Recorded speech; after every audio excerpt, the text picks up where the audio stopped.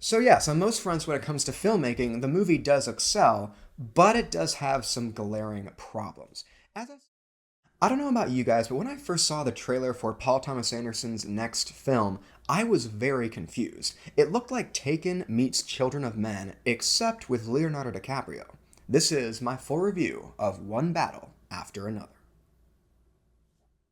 Full disclosure, the only film I had seen from director PTA before this one was There Will Be Blood. And this film is like that one in the sense that we have protagonists and antagonists that don't really have a big gap between them. It's a bad guys and worse guys situation. A team of domestic terrorists versus a colonel who is also a member of a KKK cult. But in the midst of this insanity, there is a personal story revolving around rescuing my personal favorite character in the movie, Willa, played by Chase Infiniti.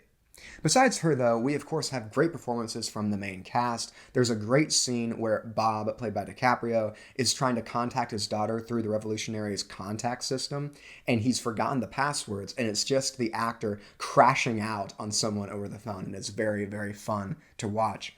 But I think my favorite scene in the movie is the final chase. On a story level, this is very much a triumphant moment for the character of Willa because she's just been tossed around the whole time, in particular by the main villain of the movie, Colonel Stephen Lockjaw, played by Sean Penn. And in this scene, she finally gets to act as her own character. The scene itself is a three-way car chase through rolling hills, and it is shot in a very cool way where it almost makes it feel like that you're on a roller coaster going up and down. So yes, on most fronts when it comes to filmmaking, the movie does excel, but it does have some glaring problems. As I said earlier, because of the two sides presented in the film, and Leonardo DiCaprio's character being a loser throughout most of it and never really having a clear arc, there's no one really to root for. Now, the reason why that's a problem is because the movie is very much trying to show that the revolutionaries are doing what's right and the bad guys of the movie are very much doing what's wrong.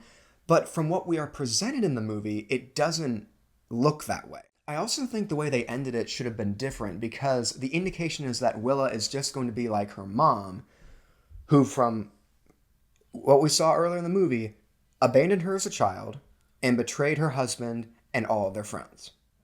Perfidia, played by Tayana Hall, is not a likable character, and I was expecting for her to have some sort of comeback, some sort of redemption by the end of the movie, but we see her in the first act, she disappears from the picture altogether, and all we get from her in the end is a suspicious note? The movie at different points felt like it had a clear goal, but in the end, it didn't feel earned. PTA's comedy action thriller is a case of mostly great filmmaking held back by an unclear narrative. Despite great performances all around, significantly fewer end up being likable characters, and those who want to win even less than that. Still, the film is very entertaining and engaging, and that's why I will give One Battle After Another a 6.5 out of 10. Hello everyone, welcome back to Movies with Michael. I hope you enjoyed this movie review, and you can show it by leaving a like on this video and comment down below what you thought about this movie. Did you love it? Did you hate it? Or was it right there in between? You can tell me all that down below in the comment section. And please remember to subscribe to this channel and click the notification icon to be notified about my latest videos. That's all for now, and I'll see you all next time.